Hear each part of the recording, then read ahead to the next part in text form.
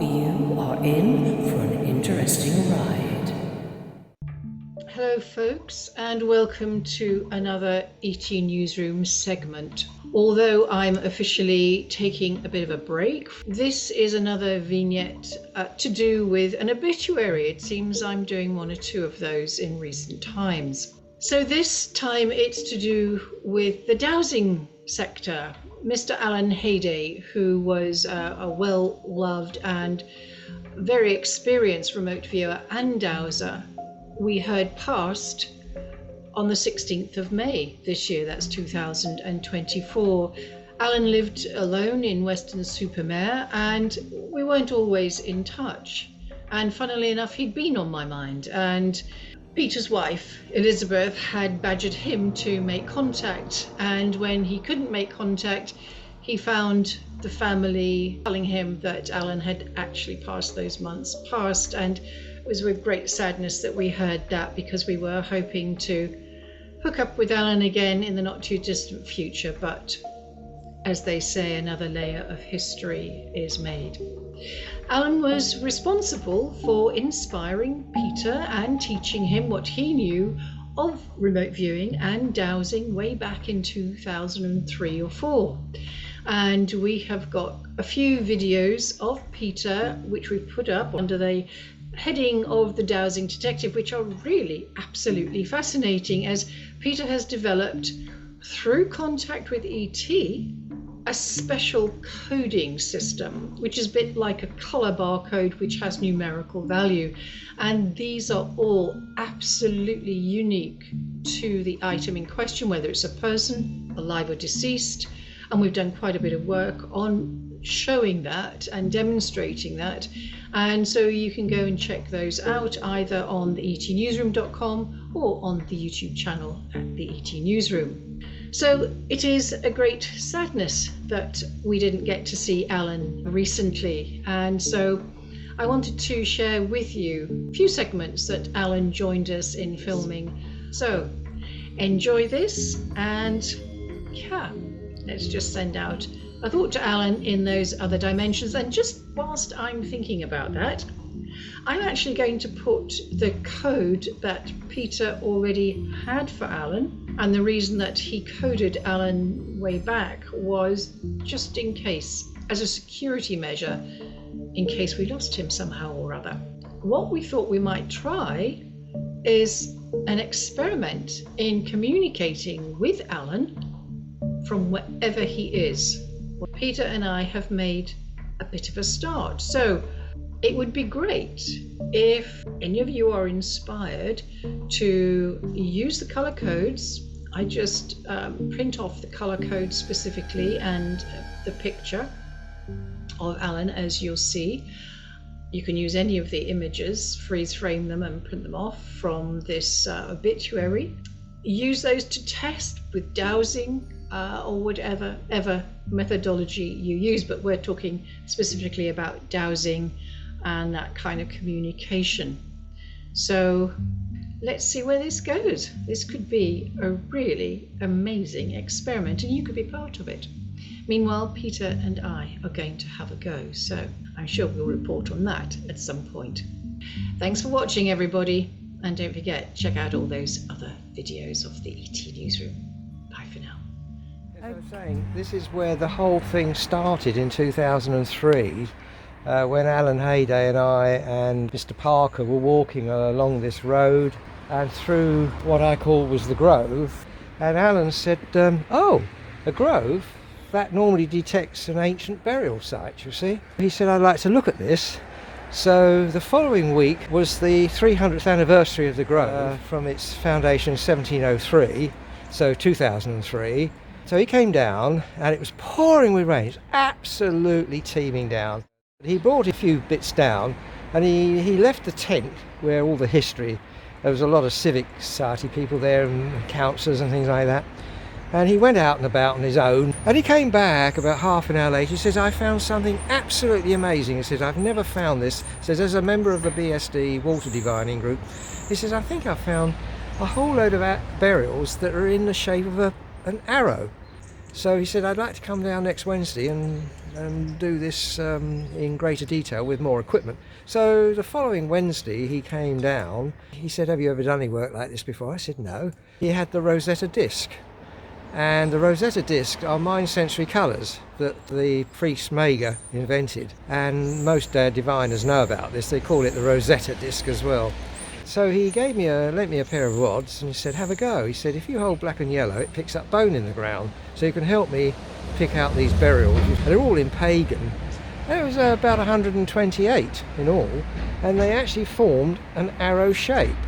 And I found I had no problem in handling this at all. So after he'd jotted down his notes and went back to London, I thought to myself, well, why on earth would anybody, thousands of years ago, want to lay this out? They must have been trying to tell you something. And started to experiment by putting my mindset into the mind of an ancient tribal person who wanted to lay this out.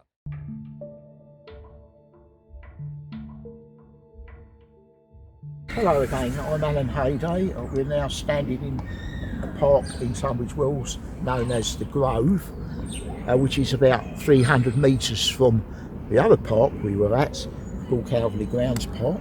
And the reason we are here is to point out another ancient location which we discovered by dowsing in 2003. My friend Peter here invited me to come here because he thought there might be something in this park. Sure enough, that regular movements on the rods showed that there was something under where we're standing. And we're standing actually on a burial ground, probably Bronze Age, of neat graves, 127 in fact.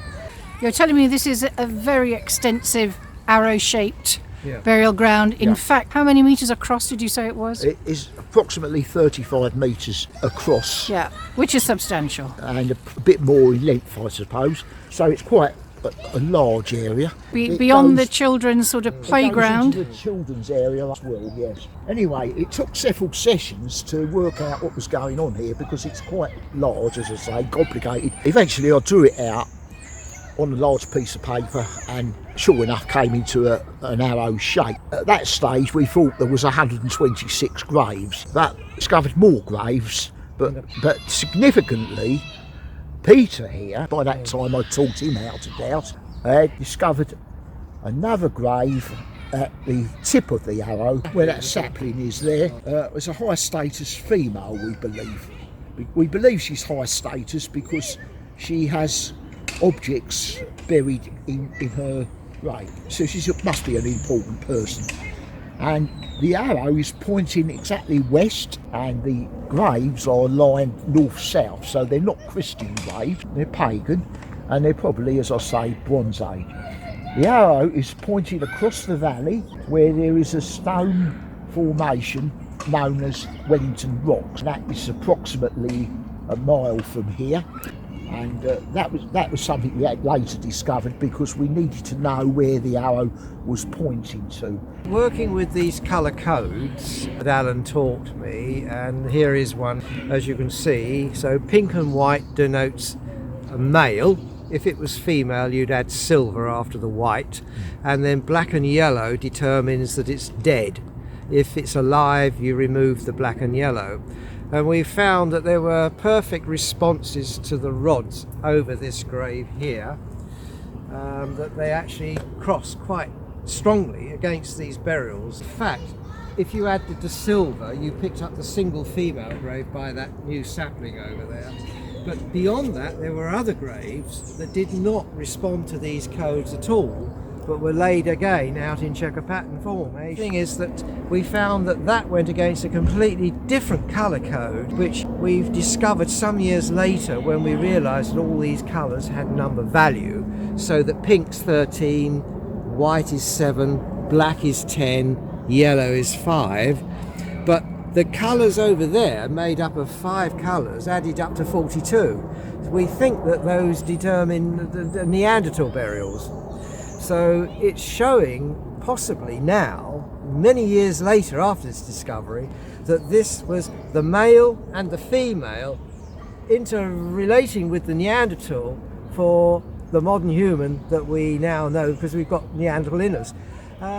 We are now standing in another section of the park, which we looked at a bit later, and there are more burials in this area, but they're not laid out in an arrow.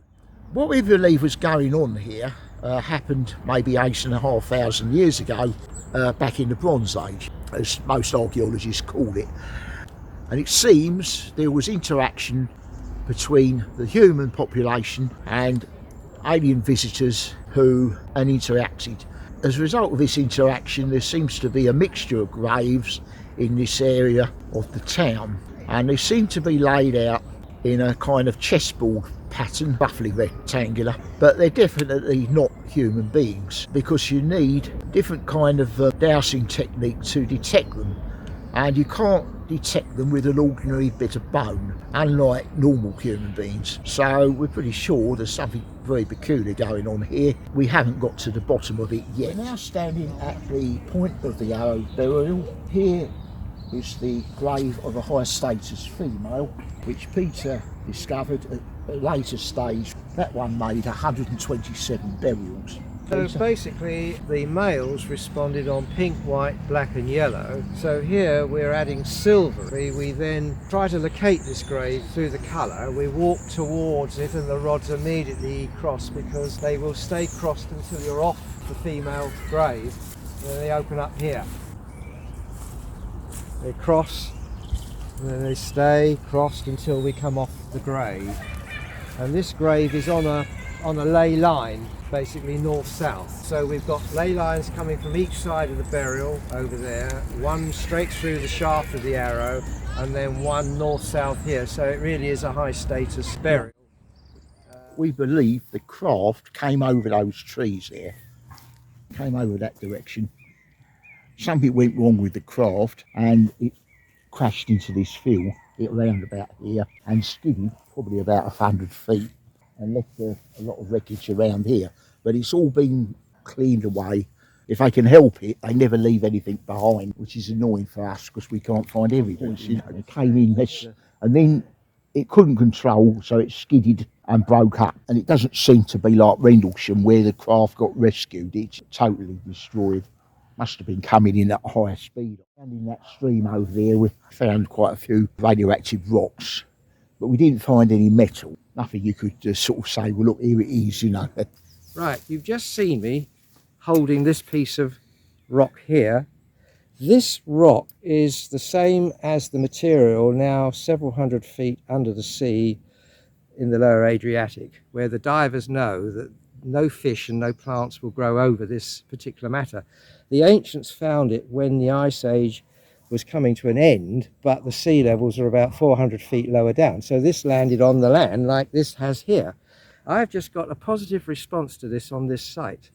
The metal in here is the same as the metal here. Very hard, this rock, whatever it is.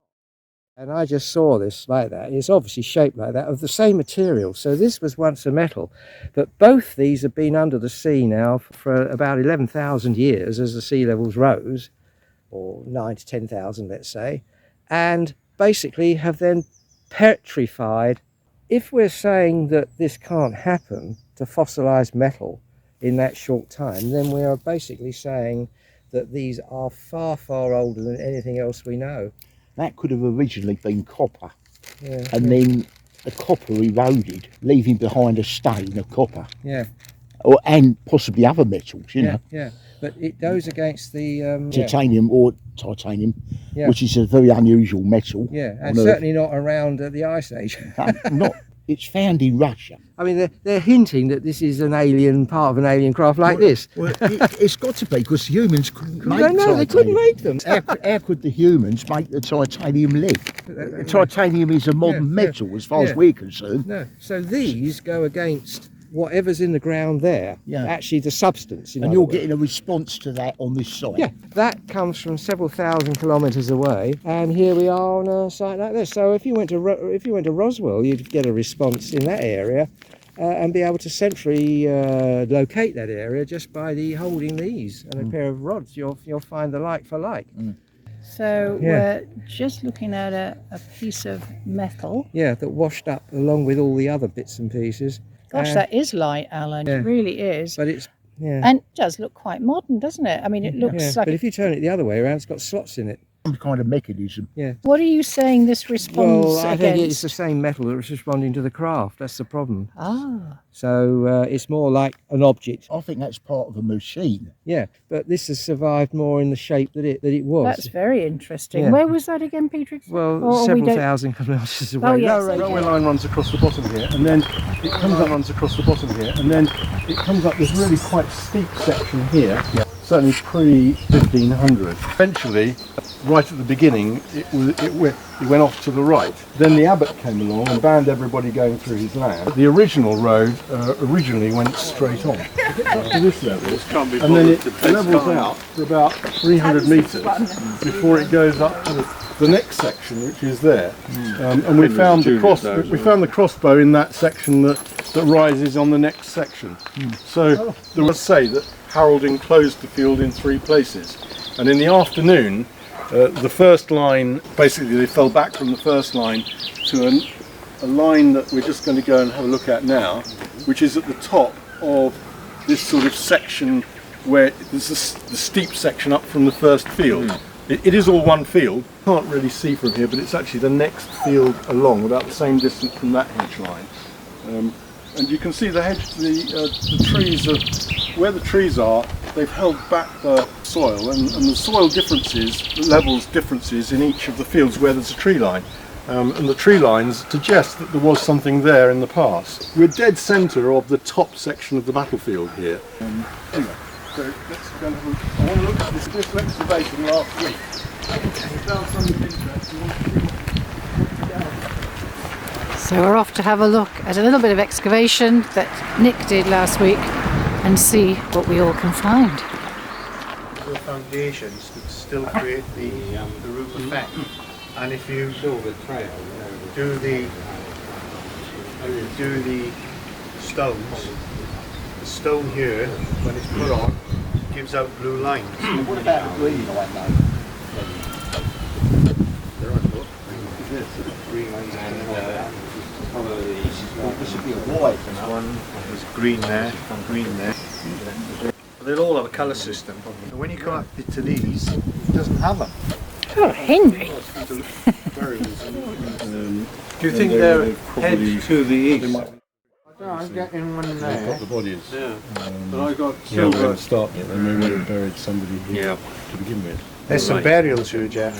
Or the mausoleum, underground mausoleum, or Well, I just don't burials. know. It could be something under here, because this is quite high compared to Yeah, I mean, there could be some Norman burials in here. If this was the Norman an abbey, some of that's something I've said. I've got a burial. I don't think it's Druidic, but it's coming up quite iron. I don't think it's a. The silver might have been to do with the altar, if there was originally one here. So you can trip up. Little boys dug it out.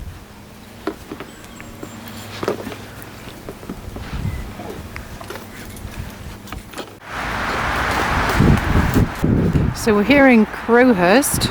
We're with Nick Austin, and Nick is working with Alan Hayday and the biolocation team, Jeff Crockford, Margaret and Don Hocking. And we're looking at Nick's theories on the battlefield of Hastings, the Battle of Hastings, not being in Hastings, but actually being in Crowhurst. And we're on a mound, and we are checking for Saxon and Norman. And Henry's helping. As Peter was saying, he noticed this mound in 1969 when he moved into the area. I only learnt about this much later when everything had been removed. We've done a lot of research since that time. In fact, marked on the 1808 town map as a mound. This mound is in fact very ancient. It goes back probably to the Bronze Age, which was a time when people were making stone circles. So it is in fact an ancient monument, but unfortunately over the years it has been vandalised and neglected and ignored, and eventually almost swept away by the council itself. English Heritage have failed in their duty to protect this site, and they must bear a heavy responsibility for this destruction. The top of the mound, there was a feature which locals called a dolmen, which probably was a long barrow. If it was the case of it was a long barrow, it goes back to the Neolithic, which is the new Stone Age. We're talking about 5,000 or more years old. It may be Bronze Age, we can't be certain. We need archaeologists to tell us exactly how old it is, but it's certainly an ancient monument by any definition of the word, and it is protected by law. It should be protected by law, and even in 1969 it was protected by law, as all ancient monuments are. It can only be described as official vandalism of what's happened here. I suggest we have a little wander up to see the top of the mound, and we might get a better idea of its size and what may have been here at one time. We're back on the mound. The biolocation team came, we invited them down here, and they are basically dowsers who approach this subject from a scientific point of view. The leader is Mr. Geoffrey Crockford, retired scientist who used to work at Harwell Atomic Energy Establishment, and his friend Mr. Nigel Hughes is a retired airline pilot and also teaches science in schools. Now, they did considerable research into dowsing and came to the conclusion that it is the body picking up magnetic fields from objects. All objects give off a very weak magnetic field, and these fields can be identified with some training and practice. It's not easy, but most people can pick this up, and it's not exceptional or unusual. About 90% of people can in fact do it. And some people who cannot do it, we don't know the reasons for that. Because of this research that we've been doing for several years now, that we've come to believe in the concept of UFOs and aliens and all the other stuff that sounds cranky. It's just purely by the results that we get on sites, many sites around the country. And this site is a particularly interesting site. Any persons out there who has got any interest in what was here before the Romans came, the Stone Age, the Bronze Age, the Iron Age. Forget anything you've been told in school, because it's probably wrong. Buy this book, which was produced in 2009, is available on Amazon, titled The Secret of the Stones, A Gate to a Lost World. And indeed, most of this world is lost, and we're losing it every year, more of it. I strongly recommend this book, and you will not put this book down. 15 deals with this mound. Yeah. Chapter 15 is Calverley Grounds Park, and these are the various sites we've looked at. So there's the mound here, where we're standing, and there's the temple that's marked. And when we say temple, what we mean is an underground temple, because everything they did on the surface, they also had underground. These are the stones at the foot of the mound, which we showed at the beginning of the session. So there we are, Amazon. It's full of colour drawings, colour diagrams. The colour that makes it slightly expensive. It's the colour that makes it pricey, but they've also produced another book called The Phoenix Point, which is about more £11. Which is more technical. It shows you the science behind this. Yeah. And we, as a group, have contacts with SETI and other interested parties around the world. Maybe they had Alan Turing to help them. We're now looking at another drill hole, and we're looking at a small metal round object. These are capping tops to drill shafts for testing the soils below for the development of an underground car park. It goes down 90 feet. But what is interesting is where these test drills of holes have gone, that they have missed other archaeology. So Alan's foot is on top of where a wall would be at the edge of an underground passageway, and the passage is over there. So they've missed it by about a foot. Now that I find very interesting, because also we believe that there's a chamber in the centre here with the dolmen stone that would have been on top, and then the recumbent stones that were lying around. And there are passageways that lead from here under there, but we can find no evidence that any drill holes were done in the middle, except they've gone all round the edge. And what do you draw from Well, either they know what's there, and to assist they need to know what they're going to be clearing away, and they need to know what's holding this embankment up here, but they certainly don't want to drill through something that might be of great value in the middle or unknown in the middle, so don't put any holes down there, please. We will judge by what we find around the area, will give us a clue as to what's in the middle. Notice that it again is away from the centre area near the outside area. Again, it goes down 90 feet. So here's the third borehole here, again on the edge and well away from the centre of any activity that would have been on the stone circle. As I said, green 6 picks up underground chambers. It also picks up dirty water, salt water. But what is interesting, when the surveyor attached to these drilling, I said to you, have you ever had a go with old rods? And she said no. I said, well, have a go. So I gave her green 6, which was a colour card, and the bomb disposal man was next to her. You have to have a bomb disposal man for every 6 feet you go down, because we're in Bomb Alley during World War II and there's unexploded ordnance. So when they're going down drilling these holes, they have to have the man to test with a magnetometer to make sure there's no responses to bomb materials. She took the rods and she went over the area and they crossed just in front of the borehole. And I said, you've just picked up the underground passage tunnel.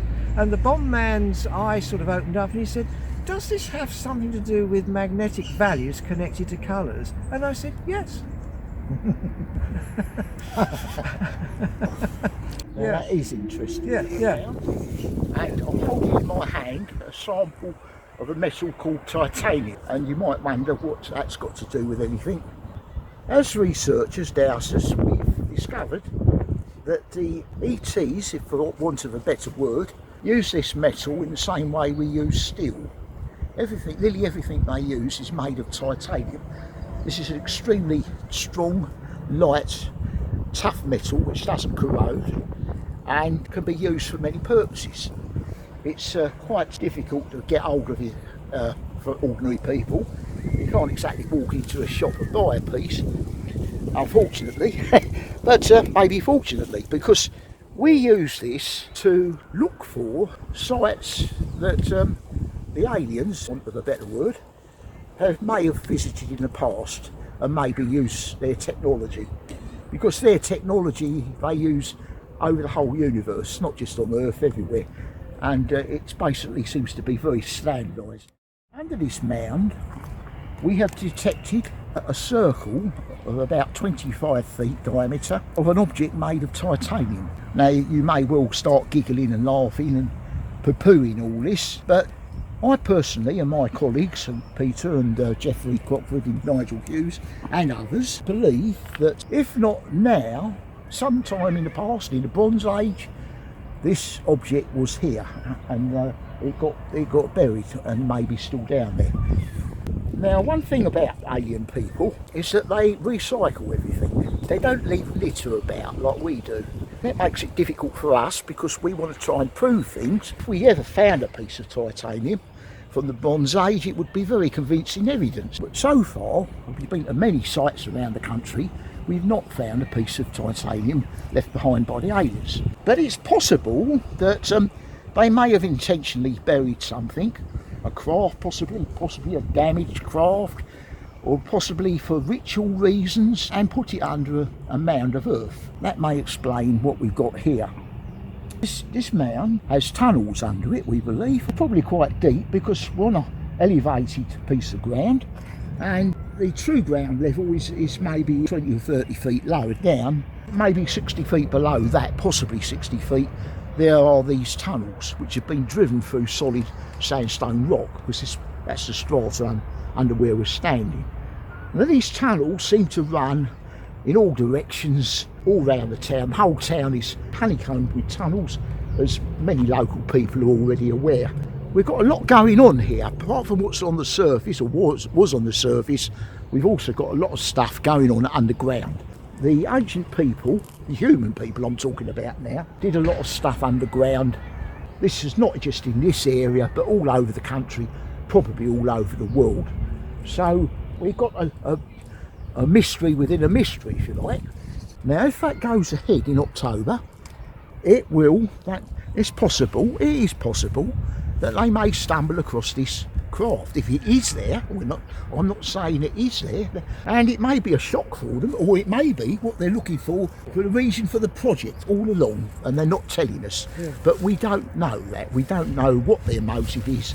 Just that they also talk about the fact, and so do you guys, that what you're picking up may be physically there, or maybe the result of stains or remnants, the chemical vibration. Yeah, when I followed up Alan's Arrowhead burial, I then did a wide sweep of the area, and I noticed that I was picking up a disc in this area here, and I marked it on a giant map and picked up the burials all the way round it in rows, so the disc was in the centre, the round, whatever it was, round in the centre. It also responded to certain chemicals that we found on another site in Hortonbury later on. Basically, I reported this in amongst my early papers. Some 230 papers were sent to the Ministry of Defence in the early part of the 2000s, and also to Porton Down and to Cambridge University for study. I also reported these to a research library in Crowborough for one of the Templar groups, which we now discover is a Templar group. They call themselves the Rosicrucians, but in actual fact they were the Portuguese Templars. Templars went to Scotland, they went to Portugal. The thing is, they had all this information. A lot of these tunnels are purported to be Templar tunnels, you see. They went down one way and they popped up somewhere else. So the question is, I picked this disc up. So then, later on, having got contact with the biolocation team in Hertfordshire, along with Alan, Crockford and Hughes' team came down and had a look at this, and indeed found not only a temple, but also ancient technology related to the temple.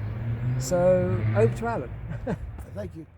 So Alan, can you just tell us what we're looking at as we see these flags Well, these pegged out now? These are burials. Let's call them humanoid.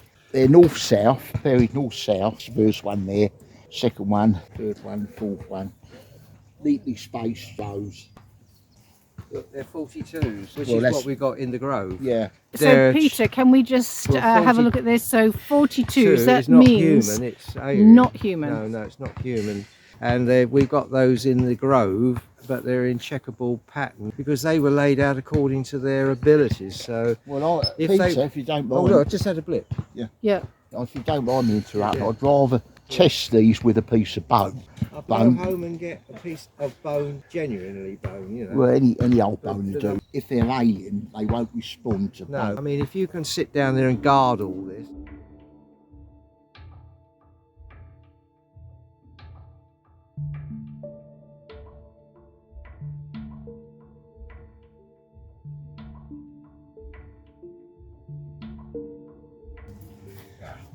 Calverley Grounds.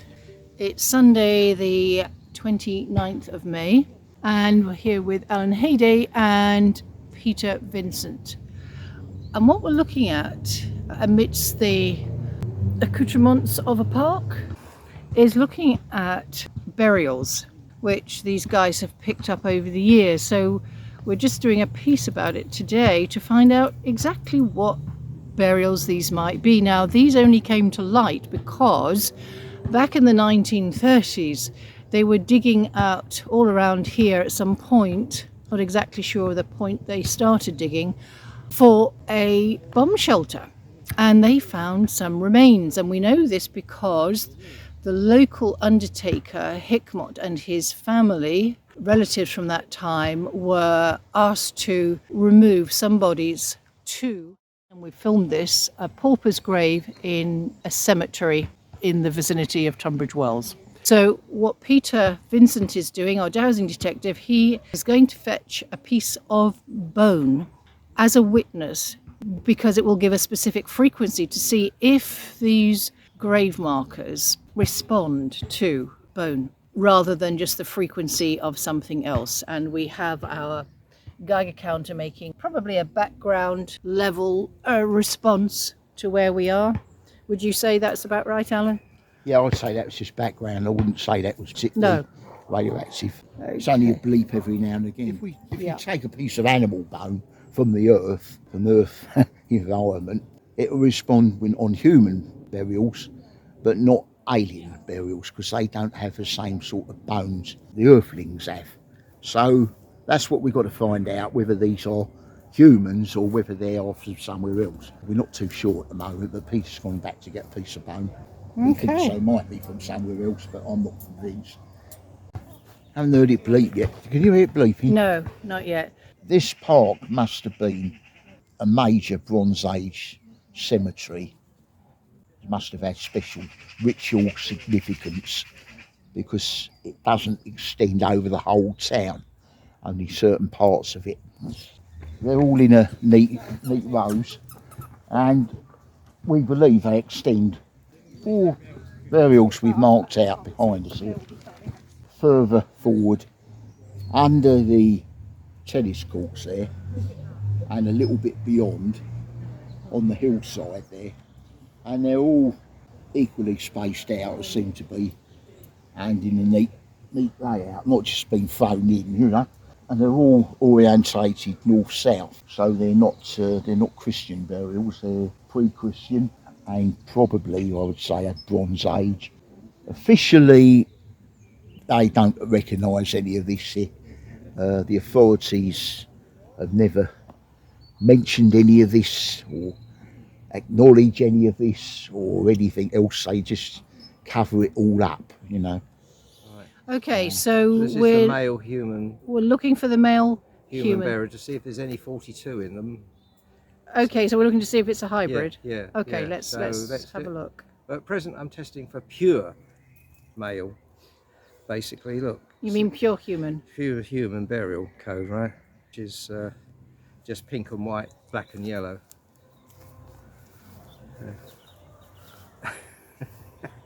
Yeah, there's a problem here. Now I'm going to go back and use the 42 code with it to see whether there's something in there. Because if there's no 42 in there at all, then it won't cross at all. It's crossing right up there. You're getting a different response to me, Peter. Yeah. Open up there. Now the other question is it a half and half? Is it a male and female together? That's another aspect. Because it has silver in it then, you see, so no, so that won't work at all. There's no female in that at all. But somehow I'm getting that there is a certain element of otherness. It might be you, Peter. See, you could be 42 and you'd be your own witness then, wouldn't you? You're going to test me for 42 then? You better, I think. You better test me as well. Yeah, all right. Well, you better test me for 42 then, you are. So now Alan's going to test Peter. Yeah. Right, okay. Right, yeah. Response. Uh-oh. You're 42, so you're acting as a 42 witness. You are yourself a hybrid, So Peter. you're contaminating the Congratulations. site. You're- Now let me test you. Let's test everybody. No response. No. Let's test me then. Right, okay, yeah. Have you got the 42? Yeah, No. yeah. Oh yeah, you're just going to. Okay. Yeah. Oh no way! No. 42. Alan, do you want to test Joanne Yeah, rather I'll than test me? Oh. I better test you as well. I'm not a 42, so Well, sure. I can't believe it. No. Will you, the situation? you might have been abducted in a previous life. Response. I'm sorry. That's Oh my God! You're 42, so you're contaminated as well. Oh, good Let's have a grief! look at this now, because Oh, guys, you may not know, but this is a big shock to me. I Can you mean, hold your hand out? okay. Right.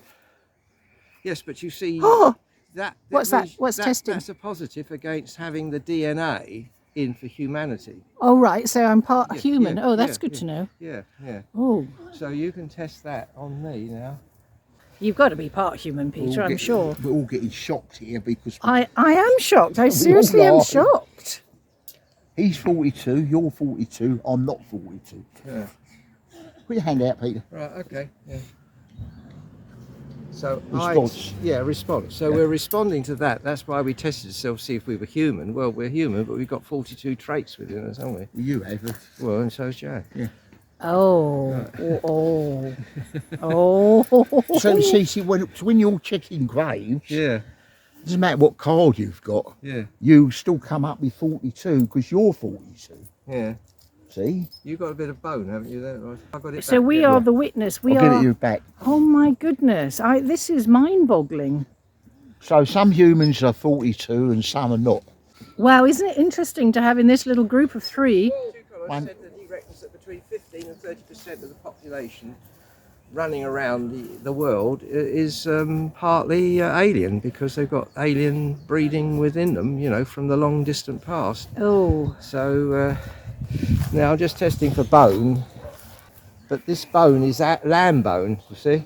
This matters. I'm Yeah. just, Yeah, so once it's from the earth. yeah, so I'm not getting a response on that for some reason. I don't know why. Well, mind you, Joanne, you got the image coming out of a candle, didn't you? yeah, I did. Oh, yeah, you may not know about that, Alan. I don't know if you I know. didn't hear that one. Oh, I'll tell you about that another time. This throws up a conundrum then. Let's try this. This is very interesting. I'll switch that off now, I think, because it's Well, we've had a few beeps it's from running it. down So the battery, and, Yeah, it's definitely radioactivity in it. but not Yeah. much. no, but thanks for bringing that, Alan. That's That's all right. interesting. Well, that closes on human. So you've got a fossilised I've piece got a of. cast, human cast, bit of bone, yeah, male. And what is interesting, if you believe what people have said to us, that anything to be like that's got to be at least 20 million years old. Yeah, right. 20 million. It has to be 20 million years old at To least. create a cast. So That's what she said to us in the Natural History Museum when we That's a went there. long time ago now. Yeah, it was with the shoebox. We had bits and pieces in it, and she said that for them to be in that state, they had to be at least 20 million years old, and this has come from exactly. I can't get my head around that figure. it's just Well, it's I mean- amazing, isn't it? Really. Some people in America say that humans walked around with dinosaurs. Well, I can quite understand that, but what sort of human? Human giants? But they The may- aliens would be here long before us. Yeah, and this raises this titanium foot that they found in, I think it's the Serbian area of Europe. Yeah. That basically. It's a UFO. So I'd say these that- were that was- human burials then. Male. that was Male background, human I would burials. say. Yeah. Yes, I don't think it wasn't very many pips we were getting from the Geiger counter there. No. There we go. Okay.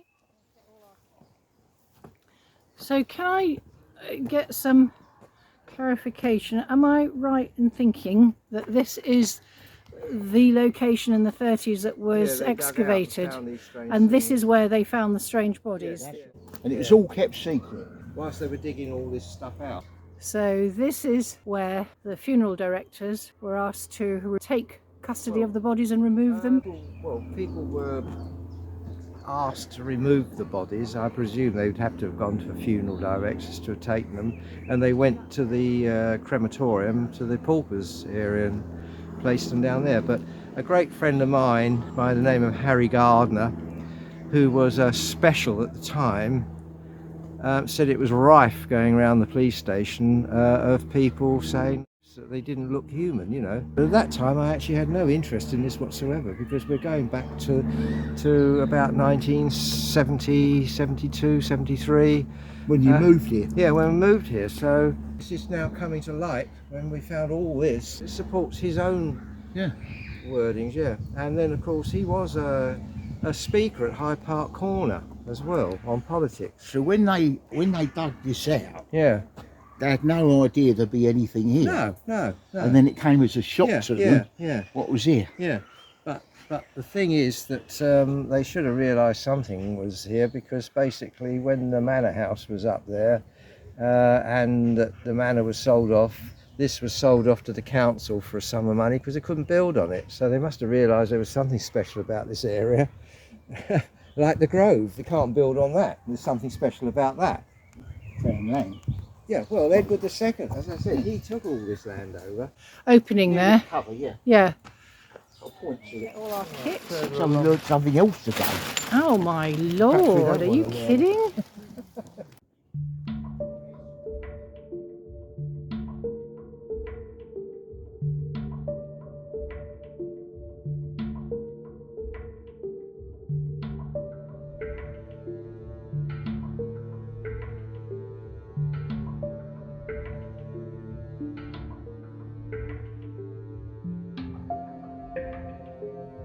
It's like telephone that. So we're just going to check this Sarsen code that Peter's just got. Oh, Yeah.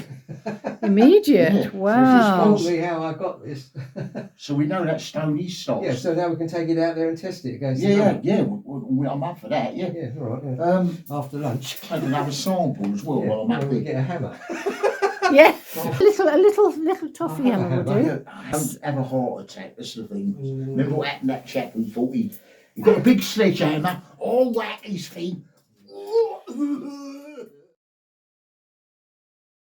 It's been pushed over, in other words. So Yeah. this stone looks like it is 9 foot something long. Maybe about 10 foot long.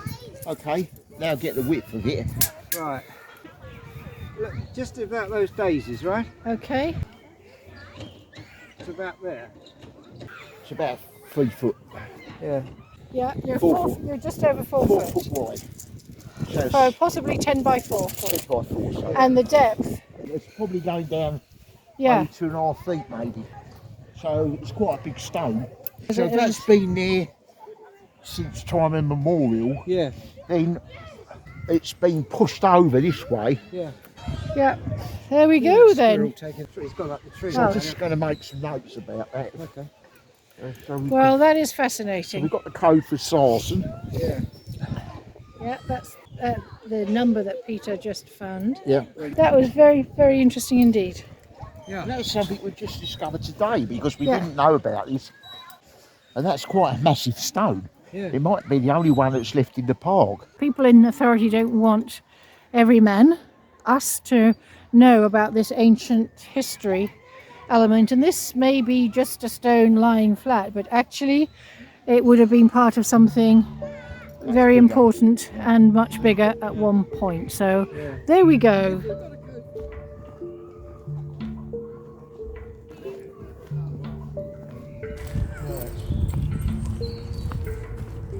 Let's get someone to quickly look at it.